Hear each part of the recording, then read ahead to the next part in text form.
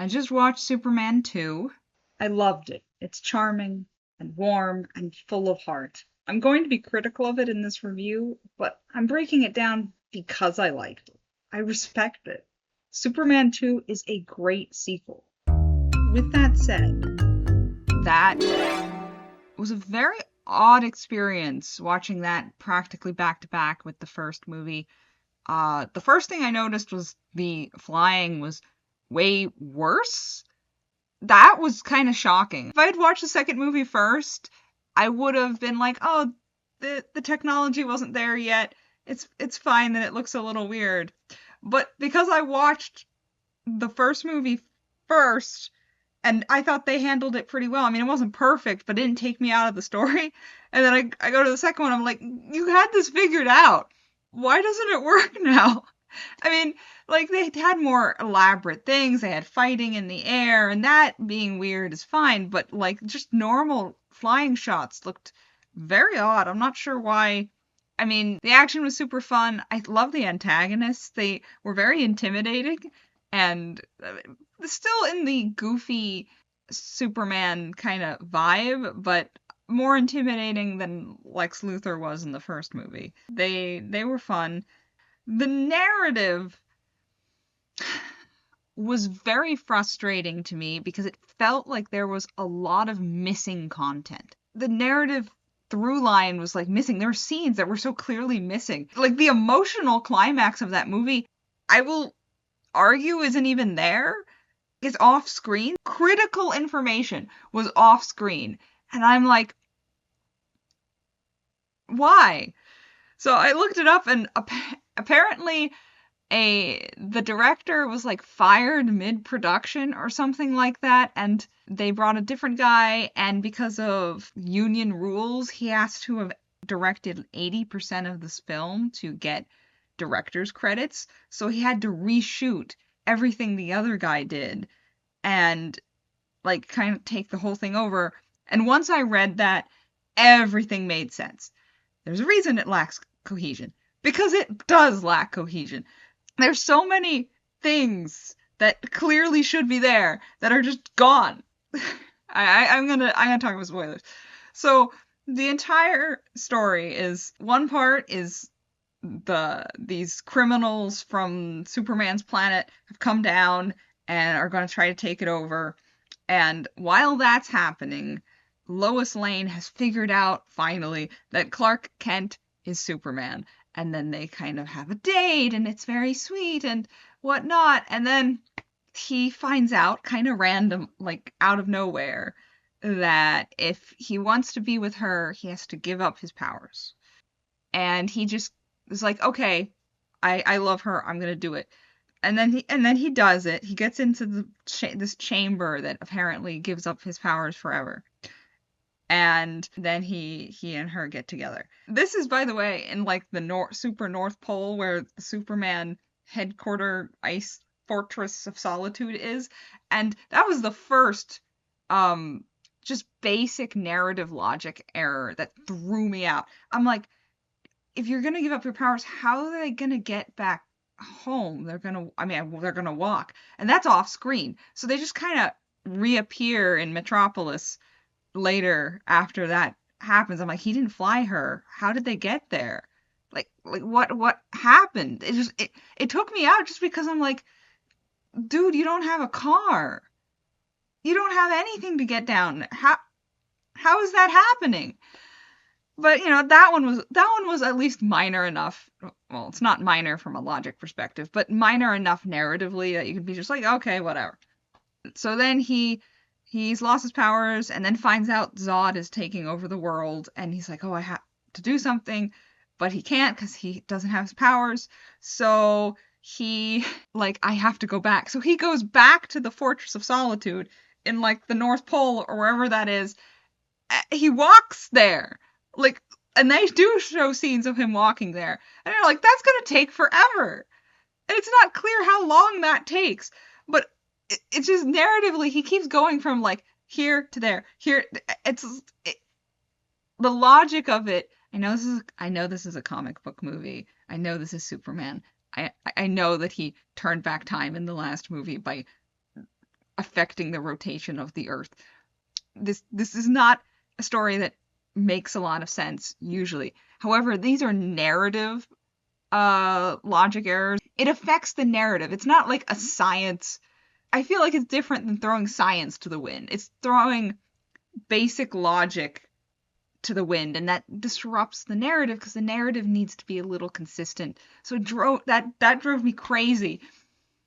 And then he goes off to the Fortress of Solitude and he sees the green crystal that made the Fortress of Solitude in the first place. And then it cuts away, and the next time we see him, he has his powers back. But we didn't see that moment. We didn't see the moment of him, like, I guess, telling the recording of his mom that he's going to give up Lois Lane to have his powers back, or how he could do that. Because they said this power sucking thing was permanent. They said that, but they didn't show it. They didn't show it. This is like the emotional climax of the film, and they didn't show it. Oh my god, what is happening? Like, I do not understand that. It was so strange. So while he's like gone, it focuses on Lois Lane and Lex Luthor, it was frustrating because, like, he's supposed to be smart, and I mean, this was an issue of the last movie where he's smart but he's dumb. High intelligence, low whiz character, and that's fine. Classic villain. He has Doofenshmirtz energy. I'm gonna be honest. Well, I should say Doofenshmirtz has Lex Luthor energy. That's more honest. So his whole plan is to give General Zod and all those Kryptonian villains Superman, and in exchange he's gonna get Australia. So that's what he thinks is going to happen, but it is very clear that Zod intends to kill him the moment his usefulness expires. And he has proven that time and time again. He's like, okay, now I'll kill you. And he's like, no, actually, I have this way. And he keeps weaseling out of it. But he shouldn't stop helping this guy, because he should know. So when he has the opportunity to betray him at the end of the movie, it would have been an awesome moment, I think, for him to work with Superman just because he's gonna die. But no, he betrays him anyway, even though he has like several instances of evidence that he is going to be killed by General Zod the moment Superman is gone. He knows that. He has empirical evidence, and I'm like, this guy is dumb as rocks. I'm sorry. That goes beyond like high intelligence, low wisdom. That's just that now it's an intelligence problem. You have evidence. That was ridiculous. Oh my god. That was frustrating. I know this makes it sound like I didn't like the movie. I liked the movie. It was very fun. I really liked the villains. They were really entertaining and ridiculous in an intimidating way. I don't know how to say that. I don't know how to explain that. And the Lois Lane romance, I think parts of it really worked and was charming and delightful. They have a charming and delightful chemistry. There was parts of it that I felt were disjointed. At the end, she's like upset that she can't be with him, but they've never had a moment where he explains that she can't be with him. I mean, she knows this intellectually, but we didn't have a scene where he's like, I have to give this up for the world. Like, it's not confusing to the audience. The audience knows what's happening, but I feel like narratively it's missing that moment of her realizing what she has to give up, instead of going straight to her being so depressed that Superman kisses her and makes her forget the entire movie. I do not like this. One, it feels like a ripoff of that one Star Trek episode, I think Dreams of Methuselah. Man, way to tell that you're a Star Trek nerd by pulling that one out. Oh my god. But that has a similar premise and a similar ending, or like someone is so hung up about this not being able to be together with this one girl that someone goes in and makes them forget. I personally don't like it because the consent issues on that are a little unpleasant for me. I don't like things messing with my head, so I don't like the idea of someone who loves you messing with your head, even out of love. It feels weird.